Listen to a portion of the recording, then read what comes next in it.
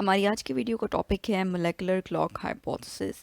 तो molecular clock hypothesis जो है इसके अकॉर्डिंग जो डिफरेंट स्पीशीज़ हैं इनमें जो डिफरेंट मॉलिक्यूल्स हैं जिनमें हमारे पास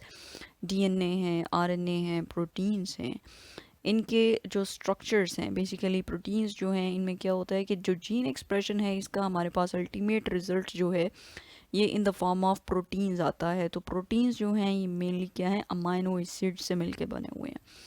ठीक है, तो अमाइनो एसिड्स का जो सीक्वेंस है वो डिटरमिन करता है प्रोटीन को।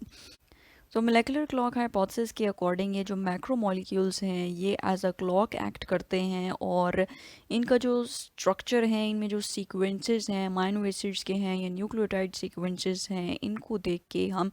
जो डिफरेंट स्पीशीज़ का आपस में डाइवर्जेंस का टाइम है इसको हम डिटरमिन कर सकते हैं। फॉर एग्ज़ाम्पल अगर हम प्रोटीन के अंदर अमाइनो एसिड्स के सीक्वेंसेस की बात करें तो उसमें जो अमाइनो एसिड्स की सब्सटीट्यूशन है with the passage of time, जो अमाइनो एसिड्स का सीक्वेंस है उसमें जो चेंजेस आ रहे हैं, ठीक है, तो these are similar to the regular ticks of clock. ठीक है, तो इसलिए हम जो है इन जो मैक्रो मॉलिक्यूल्स हैं इनके सीक्वेंसेस या इनके अंदर जो अमाइनो एसिड्स या जो न्यूक्लियोटाइड सीक्वेंसेस हैं इनको यूज़ कर सकते हैं to determine the time of divergence between the species. So molecular clock method जो है इसमें हम जो बायोमोलेकुलर डाटा है जैसे कि न्यूक्लियोटाइड सीक्वेंसेस हैं डीएनए या आरएनए में और प्रोटीन्स जो हैं इनके अंदर अमाइनो एसिड सीक्वेंसेस जो हैं इनको यूज़ करते हैं for estimating the amount of time जो कि किसी भी पर्टिकुलर एवोल्यूशनरी चेंज के लिए रिक्वायर्ड है। ठीक है, तो यहाँ पे आप इस फिगर में देख सकते हैं कि जीन एक्सप्रेशन किस तरीके से होता है। डीएनए जो है इसके अंदर जो हैं हमारे पास न्यूक्लियोटाइड्स हैं, न्यूक्लियोटाइड सीक्वेंसेस होते हैं।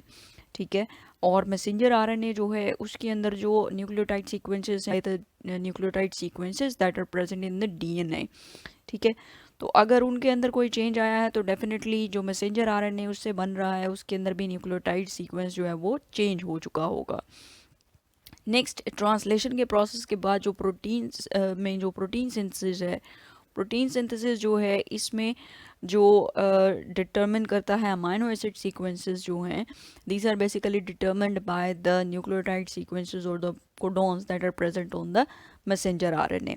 ठीक है, तो इस तरीके से जो जीन्स के अंदर या डीएनए के अंदर जो चेंज आ रहा है न्यूक्लियोटाइड सीक्वेंसेस के अंदर ये आपको प्रोटीन के अंदर जो अमाइनो एसिड सीक्वेंस है उसमें अल्ट्रेशन की फॉर्म में जो है ये आपको मिलता है, नज़र आता है। ठीक है, तो इस तरीके से हम इन जो मैक्रो मॉलिक्यूल्स हैं इनके अंदर जो इनके स्ट्रक्चरल जो चेंजेस हैं इनको यूज़ कर सकते हैं हम जो डिफरेंट स्पीशीज़ हैं उनका टाइम ऑफ डाइवर्जेंस जो है उसको डिटरमिन करने के लिए। तो मेनली जो है इसको हम किस किस तरीके से यूज़ कर सकते हैं कि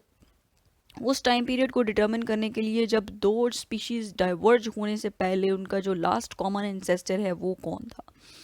ठीक है, और ये हम किस तरीके से डिटरमिन करते हैं कि उस पर्टिकुलर जो सीक्वेंस है डीएनए का उसके अंदर उसका जो म्यूटेशन रेट है वो क्या है।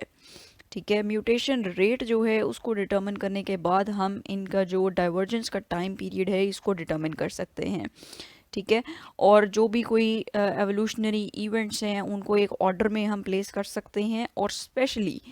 उन लिविंग ऑर्गेनिजम्स के हम जो एवोल्यूशनरी हिस्ट्री है उनको स्टडी करने के लिए यूज़ कर सकते हैं जो कि ईजिली फॉसिलाइज नहीं होते या जिनका फॉसिल रिकॉर्ड हमारे पास मौजूद नहीं है।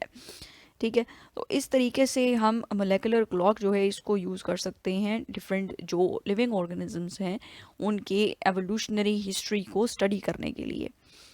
नेक्स्ट की एजम्पशन क्या है अब इस मोलेकुलर क्लॉक हाइपोथेसिस की कि ये जो न्यूक्लियोटाइड या अमाइनो एसिड सीक्वेंसेस हैं इनका एक कांस्टेंट म्यूटेशन रेट है। ठीक है, किसी भी पर्टिकुलर जो न्यूक्लियोटाइड है या अमाइनो एसिड सीक्वेंस है जो उसका एक कांस्टेंट म्यूटेशन रेट है, कांस्टेंट रेट है,